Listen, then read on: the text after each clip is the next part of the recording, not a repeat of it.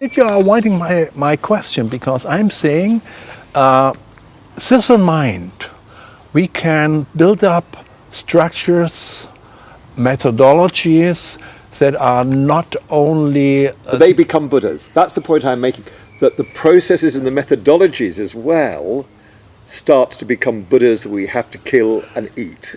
Yeah, but first you must to have them.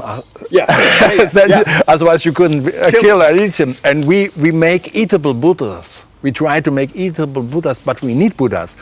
In the Christian mythology, it's a conflict between Moses and I forgot his brother, who built the golden sheep. Yeah. And in early times, I always said, okay, Moses was right, because you should not make a superficial figure of something that can be adored.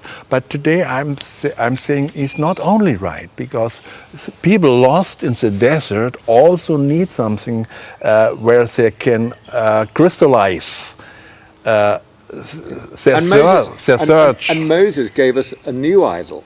Yeah.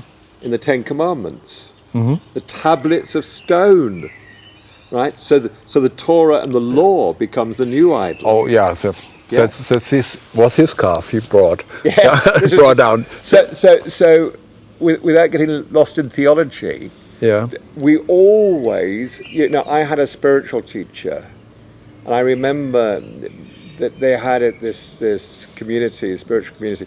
They used to have the meditation room, and it started to become. Have a sanctified life its own. So the teacher came back from Germany with lots of new computer equipment, and he put all these desk computer equipment right in the middle of the meditation room, and people were shocked and horrified. How could he do this? Mm-hmm. Right? Because we have to, as soon as we get attached to the new dogma, the new process, the new. The same with learning communities. I love what you're doing here. I love the fact that you are not only training people, but then the alumni build their own communities and their own support structure, and you give them some processes that help sustain this, and then they evolve their own. Right.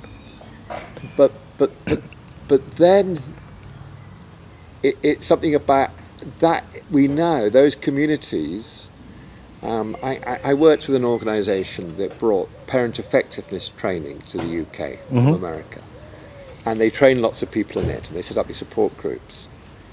But then what happened is there was a whole phase in the organisation where they trained lots of people, and they all. But these parents who are now being trained to go out and help all these other parents, they wanted to just have support groups that supported themselves. Yeah. So the enabling structure becomes an end in itself. And it becomes a closed community of people who love being with each other. And I've seen this with so many community organizations, and a community only thrives, a learning community, if it's in service of something beyond itself. Yeah, I agree totally. So we cannot do this because you are only here for 2 days, but I would love. I hear you are a big challenger, and you, as soon as you assume a dogma, you put challenge on it, because it says something beyond. This is in your wonderful metaphor. Let's meet beyond the known.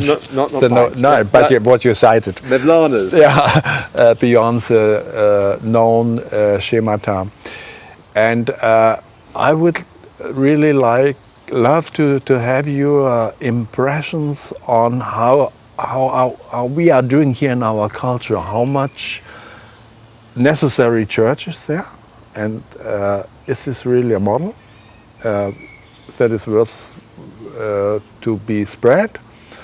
And how much is it a danger to be a new dogma, a new schemata that makes people?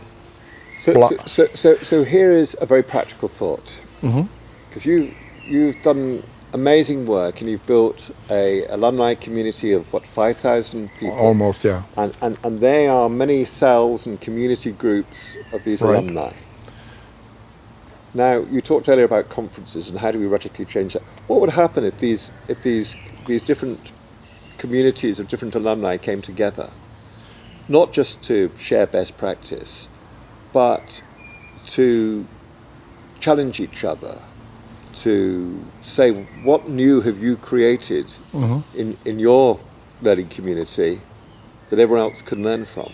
What would happen if we also got each of those communities to ask, who are you in service of beyond the learning of the community? And how do we bring your stakeholders in to challenge what you're now doing? I'm very much confident that they would love it. And what they learn here is not the answers, but the style of conversation.